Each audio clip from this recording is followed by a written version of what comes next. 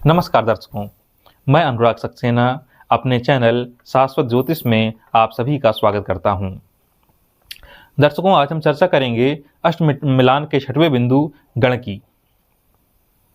हमारे ऋषियों ने 27 नक्षत्रों को 3 भागों में बांटा था, 3 गणों में बांटा था। पहला गण है देव, दूसरा है मनुष्य और तीसरा है राक्षस। क्योंकि प्रकृति में 3 प्रकार के तत्व पाए जाते हैं, 3 तत्व मतलब 3 प्रकृति, जैसे सतगुण, रजस गुण और तमस गुण। इन 3 प्रकृति के आधार पर 27 नक्षत्रों को भी इन 3 भागों में बांटा गया है, सतोगुण, रजोगुण और तमोगुण। सतोगुण में आ जाएंगे देव, जिनकी सतोगुण प्रकृति होगी वो देव कहलाएंगे। जिनकी रजसगुण प्रकृति होगी वो मनुष्य कहलाएंगे, और जिनकी तमोगुण प्रवृत्ति होगी वो राक्षस कहलाएंगे। और इस प्रकृति के आधार पर हमारे ऋषियों ने 27 नक्षत्रों को इन्हीं 3 भागों में बांटा था। अब हम देखते हैं कि वो नक्षत्र कौन कौन से हैं। तो देखिए 27 नक्षत्र होते हैं, जैसा कि हम जानते हैं कि 27 नक्षत्र होते हैं। तो देखिए अश्विनी, यदि किसी का जन्म चाहे वर हो या कन्या हो, यदि किसी का जन्म अश्विनी, मृगशिरा, पुनर्वसु, पुष्य, हस्त, स्वाति, अनुराधा, श्रवण और रेवती नक्षत्र में हुआ है तो वो देवगण के होंगे, उनका गण देव कहलाएगा। यदि किसी वर या कन्या का जन्म भरणी, रोहिणी, आद्रा, पूर्व फाल्गुनी, उत्तरा फाल्गुनी, पूर्वाषाढ़, उत्तराषाढ़, पूर्व भाद्रपद, उत्तरा भाद्रपद इन नक्षत्रों में हुआ है तो वो मनुष्य गण के कहलाएंगे, उनका गण मनुष्य होगा। फिर आते हैं अपन, यदि वर या कन्या में से किसी का जन्म कृतिका, अश्लेषा, मघा, चित्रा, विशाखा, ज्येष्ठा, मूल, धनिष्ठा, सतभिषा, यदि इन नक्षत्रों में जन्म हुआ है तो वो राक्षस गण के कहलाएंगे। ठीक है ना। अब इनकी प्रकृति कैसी होती है, जैसा कि हमने देखा कि जो देव हैं सतगुणी होते हैं, मनुष्य हैं रजस गुण पाया जाता है, और जो राक्षस हैं इनमें तमस गुण पाया जाता है। अब हम इनके जो गुणों को थोड़ा संक्षेप में समझने का प्रयास करेंगे। तो जैसे ये देवगण है, अर्थात आपका जन्म यदि इन नक्षत्रों में हुआ है तो फिर आपके अंदर क्या क्या गुण हो सकते हैं। पहले मैं अवगुण बताता हूं। पहला तो अवगुण है कि ये थोड़ी डरपोक होते हैं। जिन जातकों का जन्म इन नक्षत्रों में होता है या जो देवगण के होते हैं वो थोड़ी डरपोक होते हैं, उनमें साहस की कमी होती है। अब अच्छाई क्या है? अच्छाई भी बहुत है इनमें कि सात्विक होते हैं, ये भावुक होते हैं, ये उदार होते हैं, इनमें सहनशीलता पाई जाती है, इनमें दया की भावना पाई जाती है, ये इनमें उपकार की भावना पाई जाती है, इनमें धैर्य का गुण होता है, इनमें बंधुत्व की भावना पाई जाती है, आदि सारे गुण हैं। पर एक जो अवगुण है या कमी कह लें अपन, वो थोड़ी है डरपोक किस्म के होते हैं, थोड़ी कहीं ना कहीं साहस की कमी पाई जाती है अन्य गणों की तुलना में। ठीक है, तो अपन ने देखा ये देवगण के बारे में। अब अपन आते हैं मनुष्य गण। अब मनुष्य गण में यदि जन्म हुआ है या इन नक्षत्रों में आपका जन्म हुआ है तो उनका स्वभाव कैसा हो सकता है। तो पहला मनुष्य है, मनुष्य एक सामाजिक प्रकृति का इंसान होता है, सामाजिक प्रगति होती है उसकी, वो सामाजिक कार्यकर्ता के रूप में अपनी पहचान बनाने में सक्षम होता है, वो व्यवहार कुशल होता है, वो चतुर होता है, दूरदर्शी होता है, स्वाभिमानी होता है, साहसी होता है, और सबसे बड़ी चीज है कि मनुष्य परिस्थितियों के अनुसार अपने आप को ढाल लेता है। ये मनुष्य के गुण हैं। तो यदि आपका जन्म मनुष्य गण में हुआ है या आपका जन्म इन नक्षत्रों में हुआ है तो आप मनुष्य गण के कहलाए और आपके अंदर ये गुण पाए जा सकते हैं, इनकी संभावना ज्यादा है।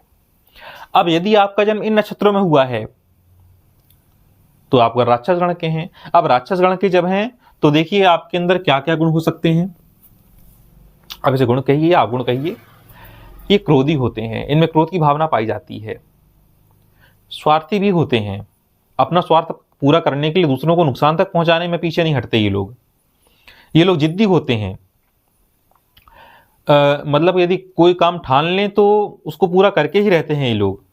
जैसा कि आपने सीरियल वगैरह में देखा होगा तो उसमें अपन देखते हैं ना कि जब राक्षस लोग या दानव लोग जब तपस्या करते हैं तो जब तक भगवान या ब्रह्मा जी या शिव जी प्रसन्न होकर उनको आशीर्वाद नहीं दे देते मनवांछित, तब तक वो तप करते ही रहते हैं जब तक वो अपना मनवांछित वर प्राप्त न कर लें। तो ये उनमें एक रहती है भावना कि हमने जो ठान लिया उसे पूरा करना है। थोड़ी लापरवाह भी रहते हैं और इनका सबसे बड़ा गुण है निडरता। ये किसी से डरते नहीं हैं। इनमें साहस जो है कूट कूट कर भरा होता है। ये थोड़े इनमें अहम की भावना पाई जाती है, थोड़े अभिमानी भी होते हैं, स्वभाव से थोड़ा कठोर भी हो सकते हैं और इनके अंदर एक बात रहती है कि ये एकाधिकार में विश्वास करते हैं। इनको लगता है कि सब मेरा ही अधिकार हो और इस तरह अपन ने इन तीनों के गुणों को देखा है। अब हम देखते हैं कि वैवाहिक जीवन में जब हम वर और कन्या की कुंडली मिलाते हैं तो इन गण का क्या महत्व है, यदि गण दोष होगा तो क्या होगा। कई बार तो ये देखने में आया है कि यदि राशि मैत्री नहीं मिल रही है और गण दोष भी है तो हम ये देखते हैं कि कई बार विवाह सुख में बाधा उत्पन्न होती है। कई बार पति पत्नी के बीच वैचारिक मतभेद भी सामने आते हैं, क्योंकि न तो राशि मिल रही है और गण दोष भी कुंडली में सामने आ रहा है। तो ऐसे में वैचारिक मतभेद सामने आते हैं और कई बार तो तलाक की स्थिति तक बन जाती है। तो हम इसको देखेंगे यहाँ पर। अब एक चीज और यहाँ गौर करने लायक है कि ये जो है अष्टकूट मिलान का छठवां बिंदु है, इसलिए इसे जो है 6 अंक दिए गए हैं, कुल अंक दिए गए हैं 6, कुल अंक 6 दिए गए हैं। इसमें संभावित अंक क्या है? संभावित अंक हैं आपको 6 में से 6 मिल सकता है। जब हम वर और कन्या की कुंडली मिलाते हैं तो 6 में से 6 भी मिल सकते हैं, 6 में से 5 मिल सकता है, 6 में से 1 मिल सकता है, 6 में से 0 मिल सकता है। 6 में 6 कब मिलते हैं? जब वर और कन्या का गण एक ही हो, या तो वर और कन्या दोनों देवगण गण के हों, वर और कन्या दोनों मनुष्य गण के हों, वर और कन्या दोनों राक्षस गण के हों, तब हम उन्हें 6 में 6 अंक दे देते हैं। 5 कब? जब इसको मध्यम कहा जाता है, 5 अंक मिल रहा है मतलब मध्यम है। जब एक का गण देव हो और दूसरे का गण मनुष्य हो तो हम कितने अंक देते हैं? यहाँ पर 5 अंक देते हैं। 1 अंक कब मिलता है? जब एक का गण राक्षस हो और दूसरे का देव हो, ये निम्न स्थिति कही जाती है।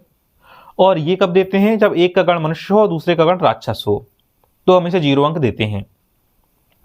तो 1 और 0, यदि 1 अंक और 0 अंक आ रहा है कुंडली मिलाने पर तो यहां पर हम ये मानेंगे कि यहां पर गण दोष पाया गया है। यहां पर गण दोष अपन को देखने को मिलेगा। यदि 6 अंक मिल रहे हैं, 5 अंक मिल रहे हैं तो ये अच्छा है, ठीक है। लेकिन यदि 1 और 0 आ रहा है तो गड़बड़ है। तो हम कहेंगे कि इन दोनों की कुंडली में गण दोष है और गण दोष तभी दूर होगा, हम परिहार देखेंगे आगे, जब उनकी राशि मैत्री होगी। तो हम देखते हैं, एक टेबल बनाते हैं।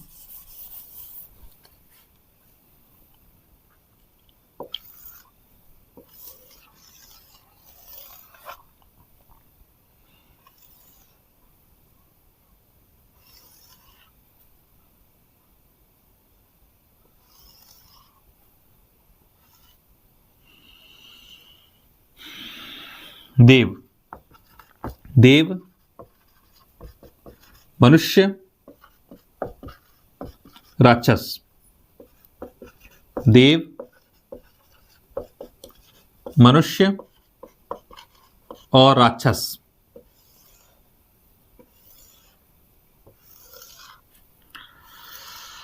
यहां पर अपन वर लिख देते हैं, वर का गण, और यहां पर कन्या का गण। देखिएगा, अब वर देवगण का है और कन्या भी देवगण की है। इसका मतलब क्या हुआ? इसका मतलब वर और कन्या दोनों का जन्म इन नक्षत्रों में हुआ है। इन नक्षत्रों में वर और कन्या दोनों का जन्म इन्हीं नक्षत्रों में हुआ है, तो वो दोनों देवगण के कहलाएंगे। और जब दोनों देवगण के होंगे तो उनको 6 में से 6 अंक दे दिए जाएंगे। अब देखिए, वर का गण क्या है? मनुष्य है। मतलब लड़के ने किस नक्षत्र में जन्म लिया है? इन नक्षत्र में जन्म लिया है। ये लड़के का जन्म इस नक्षत्रों में से किसी एक नक्षत्र में हुआ है। और लड़की देवगण की है, मतलब इस नक्षत्र में जन्म हुआ है, इन नक्षत्रों में से किसी में, तो हम उसको 5 अंक देंगे। लड़का मनुष्य गण का है, लड़की देवगण की है, तो 5 अंक देंगे, ये भी ठीक है। अब लड़का राक्षस गण का है और लड़की देवगण की है, समझिएगा यहां पर, तो उसको हम 1 अंक देंगे। दोनों का कोई तालमेल नहीं है। एक देव है और एक राक्षस है, दोनों अपोजिट हैं। अब इसे होगा क्या, मान लीजिए एक राक्षस है और एक देव है, तो लड़की यहां पर देव है, लड़का राक्षस है। ऐसे में इन दोनों के बीच विरोध देखा जाएगा, इन दोनों के बीच कलह की स्थिति बनेगी, इन दोनों के बीच विवाद की स्थिति बनेगी। अब देखिए यहां पर लड़की मनुष्य गण की है और लड़का देवगण का है, तो मनुष्य और देव को कितने मिलते हैं, 5 अंक मिलते हैं। अच्छा है, ठीक है। लड़का मनुष्य गण का है और लड़की भी मनुष्य गण की है, 6 में 6 अंक दे दिए जाएंगे। मतलब लड़का और लड़की दोनों का जन्म इन नक्षत्रों में से किसी नक्षत्र में हुआ है। लड़का राक्षस गण का है और लड़की मनुष्य गण की है। यहां पर देखिएगा, यहां पर 0 अंक मिलेंगे। ये बहुत ही खतरनाक स्थिति है। यदि एक का गण राक्षस है और एक का गण मनुष्य है, तो आप समझ लीजिए कि दोनों को वैवाहिक जीवन में मृत्यु तुल्य कष्ट का सामना करना पड़ेगा।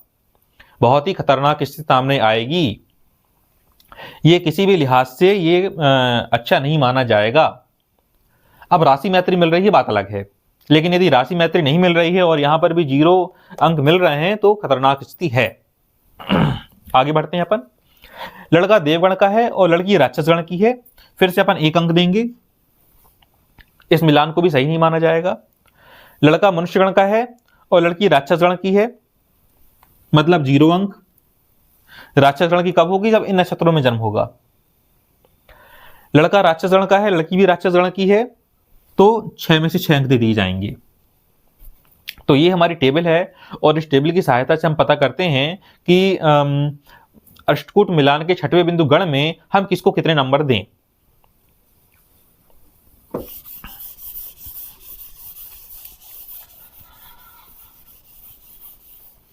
अब मान लीजिए कि किसी की कुंडली में ये 2 सामने आ रहा है। हमने वर और कन्या की कुंडली मिलाई, हमने देखा कि इसमें तो गढ़ दोष आ रहा है। अब इसका परिहार क्या है, तो परिहार अपन देखते हैं। परिहार, पहला परिहार है राशिस ग्रह मैत्री। यदि दोनों की राशियां एक ही हों, दोनों की राशिस ग्रह एक ही हों, दोनों के राशिस ग्रह समान हों, उनकी राशियों में मित्रता हो अर्थात, है ना, तो राशिस ग्रह मैत्री बहुत इंपॉर्टेंट चीज है ये, जिसका हमने पिछले वीडियो में बताया था राशिस ग्रह मैत्री के बारे में। यदि ये मिल रहा है तो गढ़ दोष का परिहार हो जाता है। दूसरा है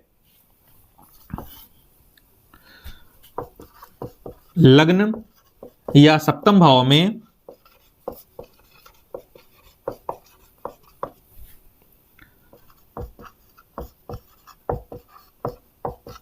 पक्षबली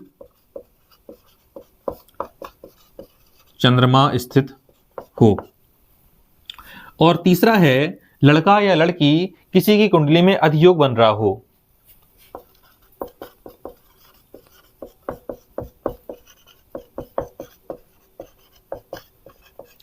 यदि कुंडली में वर या कन्या किसी की कुंडली में भी अधियोग का निर्माण हो रहा है, तो भी इस दोष का परिहार हो जाता है। तो तीसरा पॉइंट आपने देखा परिहार का कि इसमें हमने लिखा है कि अधियोग का निर्माण वर और कन्या में दोनों की कुंडली में यदि किसी में भी अधियोग का निर्माण हो रहा है, तो इस दोष का परिहार हो जाता है। आपके मन में प्रश्न उठेगा कि अधियोग क्या होता है, हम इस योग को समझते हैं। मान लीजिए वर या कन्या में ये किसी एक की कुंडली है,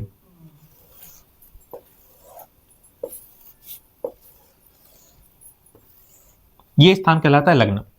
यदि इस लग्न से 6ठे भाव में, लग्न से 7वें भाव में और इस लग्न से 8वें भाव में शुभ ग्रह स्थित होते हैं, तो हम इसे लग्नात योग कहते हैं।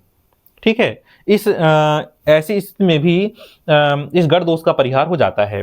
यहां पर भी शुभ ग्रह हो, यहां पर भी शुभ ग्रह हो, यहां पर भी शुभ ग्रह हो, तो इस दोष का परिहार हो जाता है। दोनों में से किसी एक की कुंडली में भी यदि योग है तो काम चल जाएगा। और मान लीजिए यहां पर चंद्रमा स्थित है,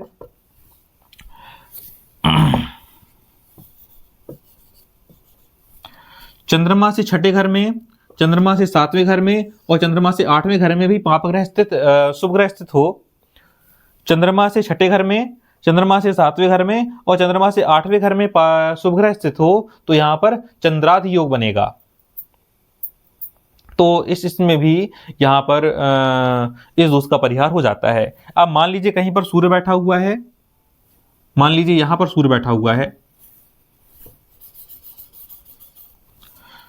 तो सूर्य से 7वें घर में, सूर्य से 6ठे घर में और सूर्य से 8वें घर में यदि शुभ ग्रह स्थित हैं तो भी सूर्य लग्नाति योग बन रहा है यहाँ पर। तो इस तरह में भी इस दोष का परिहार हो जाता है। तो हमने देखा कि क्या स्थितियां हैं जिससे कि इस दोष का परिहार हो जाए।